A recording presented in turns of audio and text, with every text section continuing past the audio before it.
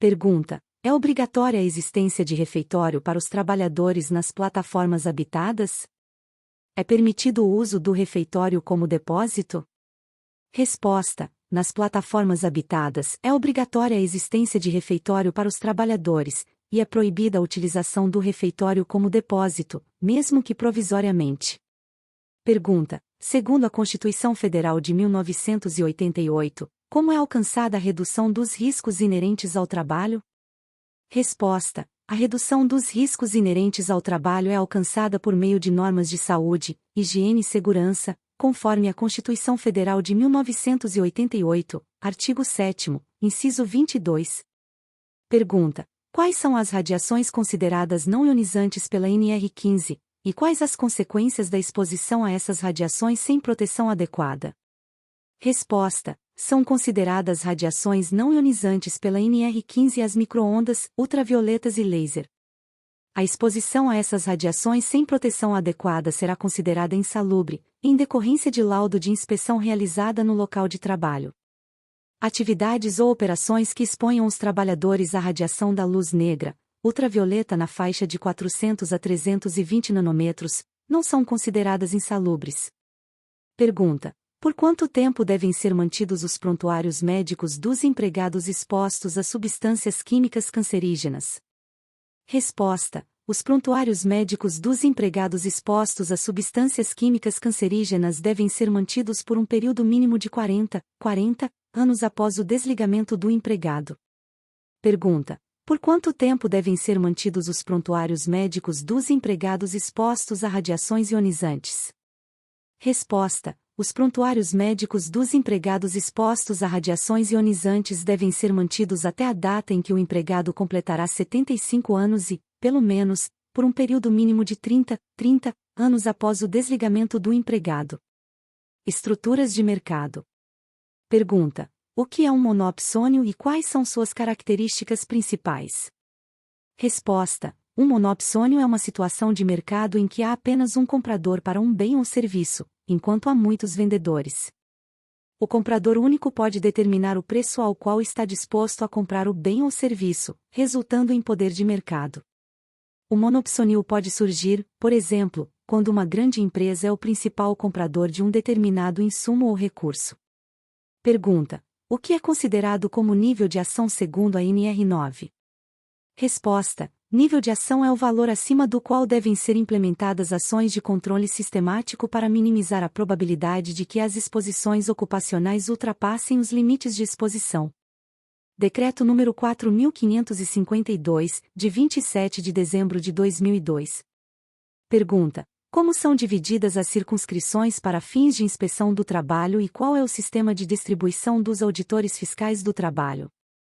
Resposta: o território de cada unidade federativa é dividido em circunscrições, e fixadas as correspondentes sedes. As circunscrições que tiverem 2 ou mais auditores fiscais do trabalho poderão ser divididas em áreas de inspeção delimitadas por critérios geográficos.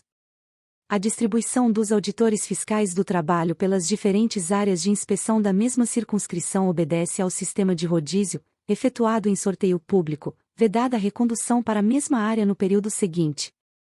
Os auditores fiscais do trabalho permanecerão nas diferentes áreas de inspeção pelo prazo máximo de 12 meses. Pergunta: quais são os direitos do auditor fiscal do trabalho ao portar a credencial?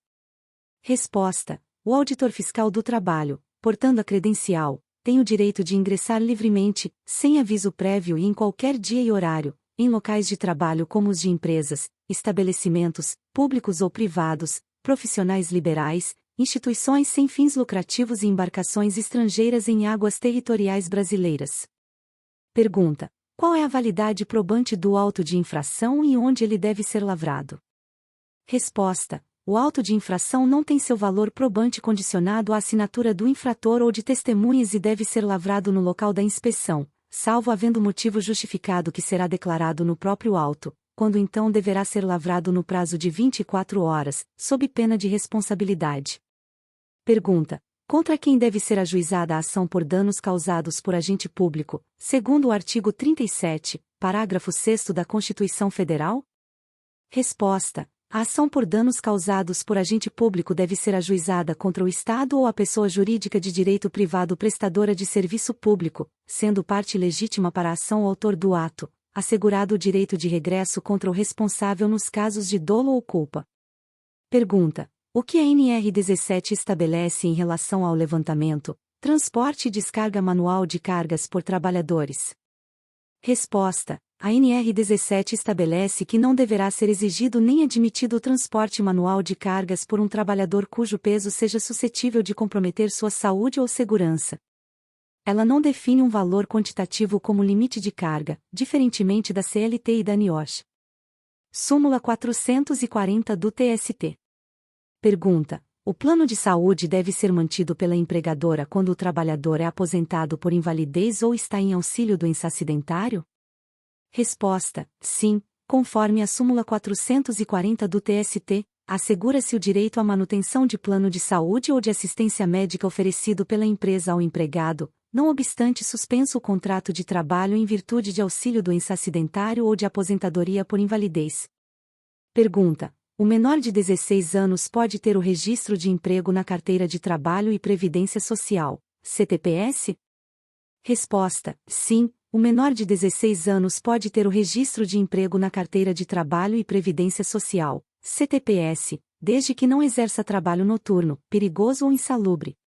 Pergunta: as vacinas obrigatórias e seus respectivos atestados são gratuitos, inclusive quando executados por profissionais em suas clínicas ou consultórios, ou por estabelecimentos privados de prestação de serviços de saúde? Resposta: sim, as vacinas obrigatórias e seus respectivos atestados são gratuitos, conforme artigo 40 do Decreto nº 78.231, de 1976.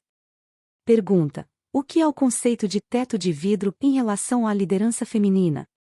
Resposta: o teto de vidro refere-se à barreira invisível que impede as mulheres de alcançarem os níveis mais altos de liderança nas organizações, mesmo quando possuem habilidades e qualificações semelhantes às dos homens. Essa metáfora sugere que, embora as mulheres possam ver as posições de liderança acima delas, elas enfrentam obstáculos sutis, como preconceitos inconscientes e expectativas culturais arraigadas, que dificultam sua progressão. Pergunta: o que representa o labirinto de vidro na experiência feminina contemporânea? Resposta: o labirinto de vidro simboliza a complexidade e a transparência exigidas das mulheres em suas múltiplas funções sociais. Representa os desafios e pressões enfrentados pelas mulheres modernas, que muitas vezes são confrontadas com expectativas conflitantes e padrões irrealistas de comportamento e desempenho. A transparência do labirinto sugere a exposição constante das mulheres à avaliação e ao escrutínio público, enquanto a complexidade simboliza as diversas demandas e responsabilidades que as mulheres devem equilibrar em suas vidas. Gratidão a todos! E não se esqueça de curtir o vídeo, se inscrever no nosso canal e compartilhar o vídeo com amigos e familiares para aumentar essa rede do bem. Ative o sininho também para receber todas as notificações de novos vídeos. Até mais!